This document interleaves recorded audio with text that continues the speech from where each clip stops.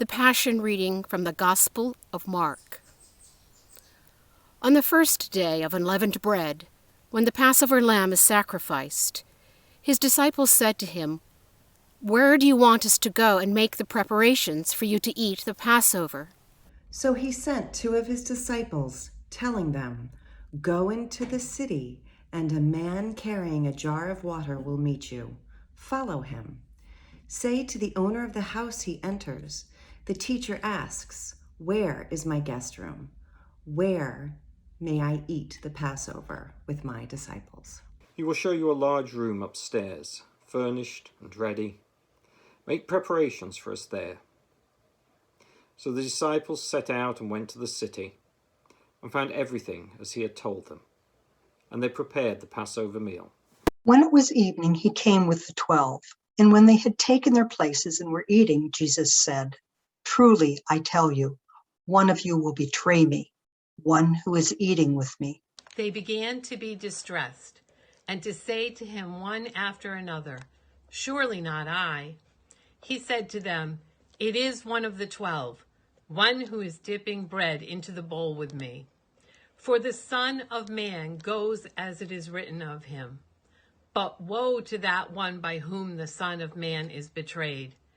It would have been better for that one not to have been born." While they were eating, Jesus took bread, and when he had given thanks, he broke it and gave it to his disciples, saying, "Take it, this is my body." Then he took a cup, and after giving thanks, he gave it to them, and all of them drank from it. He said to them, "This is my blood of the covenant, which is poured out for many. Truly, I tell you, I will not drink again from the fruit of the vine until that day when I can drink it new in the kingdom of God." When they had sung the hymn, they went out to the Mount of Olives. And Jesus said to them, "You will all become deserters, for it is written, 'I will strike the shepherd, and the sheep will be scattered.' But after I am raised up, I will go before you to Galilee." Peter said to him, "Even though all become deserters, I will not." Jesus said to him, "Truly, I tell you, this day, this very night, before the cock crows twice, you will deny me 3 times. But he said vehemently, "Even though I must die with you, I will not deny you." And all of them said the same. They went to a place called Gethsemane, and Jesus said to his disciples, "Sit here while I pray." He took with him Peter and James and John, and began to be distressed and agitated. And he said to them, "I am deeply grieved, even to death. Remain here and keep awake." Going on a little, he fell on the ground and prayed that if it were possible, the hour might turn away. And he said, "Abba, Father, everything is possible to you. Take this cup from me.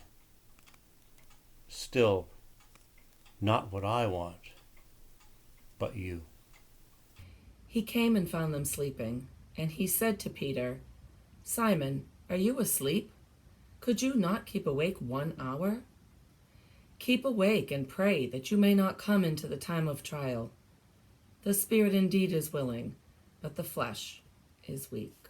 And again he went away and prayed, saying the same words. And once more he came and found them sleeping, for their eyes were very heavy, and they did not know what to say to him. He came a 3rd time and said to them, "Are you still sleeping and taking your rest? Enough. The hour has come. The Son of Man is betrayed into the hands of sinners. Get up, let us be going. See, my betrayer is at hand."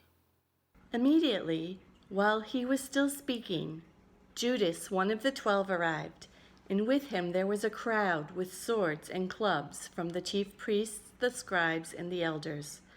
Now the betrayer had given them a sign, saying, "The one I will kiss is the man.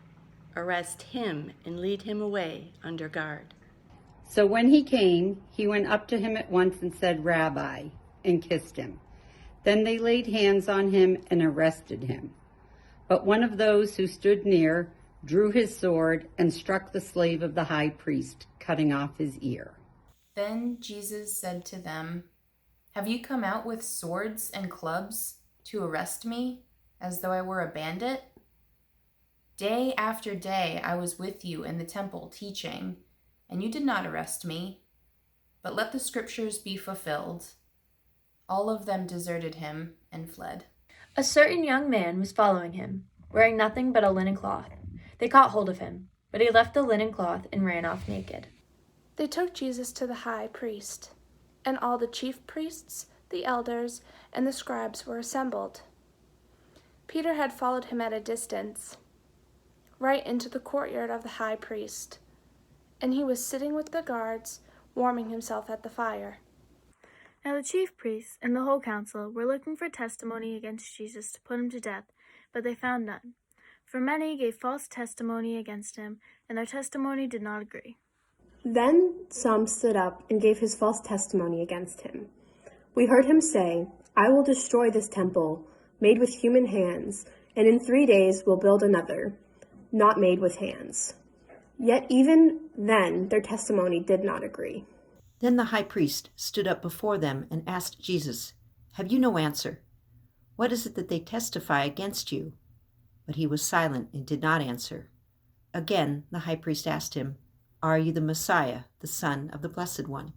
Jesus said, "I am, and you will see the Son of Man seated at the right hand of power, and coming with the clouds of heaven."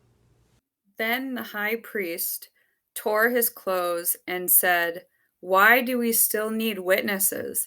You have heard his blasphemy. What is your decision?" All of them condemned him as deserving death. Some began to spit on him, to blindfold him, and to strike him, saying to him, "Prophesy." The guards also took him over and beat him. While Peter was below in the courtyard, one of the servant girls of the high priest came by. When she saw Peter warming himself, she stared at him and said, "You also were with Jesus, the man from Nazareth." But he denied it, saying, "I do not know or understand what you are talking about." And he went out into the forecourt. Then the cock crowed. And the servant girl, on seeing him, began again to say to the bystanders, "This man is one of them." But again he denied it. Then, after a little while, the bystanders again said to Peter, "Certainly you are one of them, for you are a Galilean."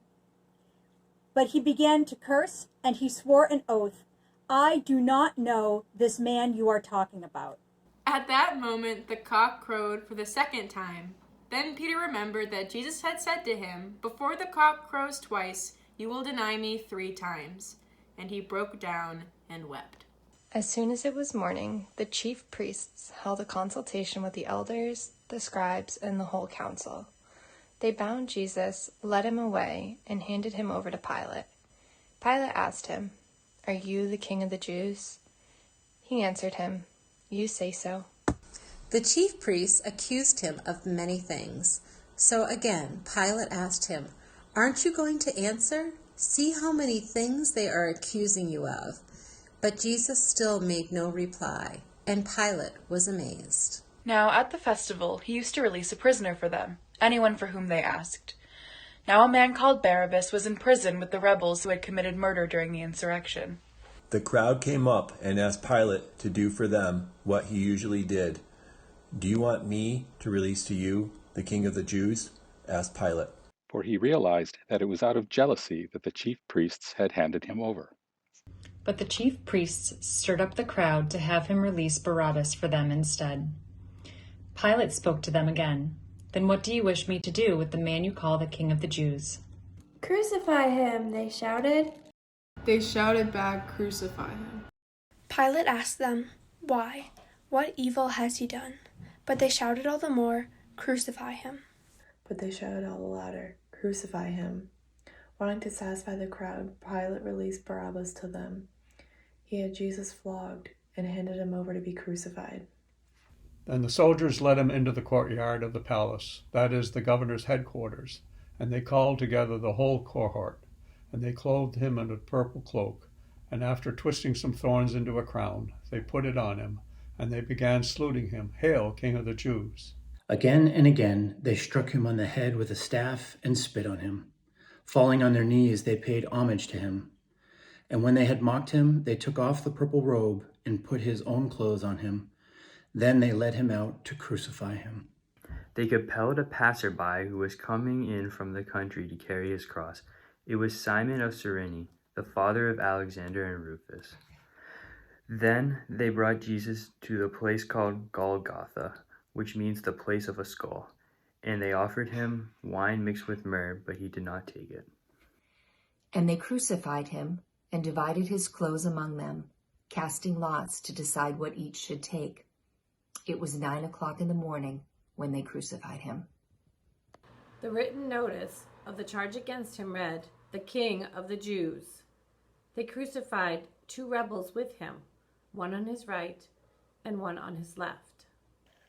Those who passed by derided him, shaking their heads and saying, "Aha, you who would destroy the temple and build it in 3 days, save yourself and come down from the cross." In the same way, the chief priests, along with the scribes, were also mocking him among themselves and saying, "He saved others, he cannot save himself. Let the Messiah, the King of Israel, come down from the cross now, so that we may see and believe." Those who were crucified with him also taunted him. And when the 6th hour had come, there was a darkness over the whole land until the 9th hour. And at the 9th hour, Jesus cried, "Eli, Eli, lama sabachthani," which means, my God, why have you forsaken me?" When some of the bystanders heard it, they said, "Listen, he is calling for Elijah." And someone ran, filled a sponge with sour wine, put it on a stick, and gave it to him to drink, saying, "Wait, let us see whether Elijah will come to take him down." Then Jesus gave a loud cry and breathed his last, and the curtain of the temple was torn in two, from top to bottom. Then Jesus gave a loud cry and breathed his last, and the curtain of the temple was torn in two, from top to bottom. And when the centurion who stood there in front of Jesus saw how he died, he said, "Surely this man was the Son of God." And when the centurion stood in front of Jesus and heard his cry and saw how he died, he said, "Surely this was the Son of God." Now, when the centurion who stood facing him saw that in this way he breathed his last, he said, "Truly this man was God's Son." Some women were watching from a distance. Among them were Mary Magdalene, Mary the mother of James the Younger and of Joseph, and Salome. In Galilee, these women had followed him and cared for his needs. Many other women who had come up with him to Jerusalem were also there. Evening had come, and since it was the day of preparation, that is, the day before the Sabbath, Joseph of Arimathea, a respected member of the council, who was also himself waiting expectantly for the kingdom of God, went boldly to Pilate and asked for the body of Jesus. Then Pilate wondered if he were already dead, and summoning the centurion, he asked him whether he had been dead for some time. When he learned from the centurion that he was dead, he granted the body to Joseph. Then Joseph bought a linen cloth, and taking down the body, wrapped it in the linen cloth and laid it in the tomb that had been hewn out of the rock. He then rolled a stone against the door of the tomb. Mary Magdalene and Mary, the mother of Joseph, saw where the body was laid.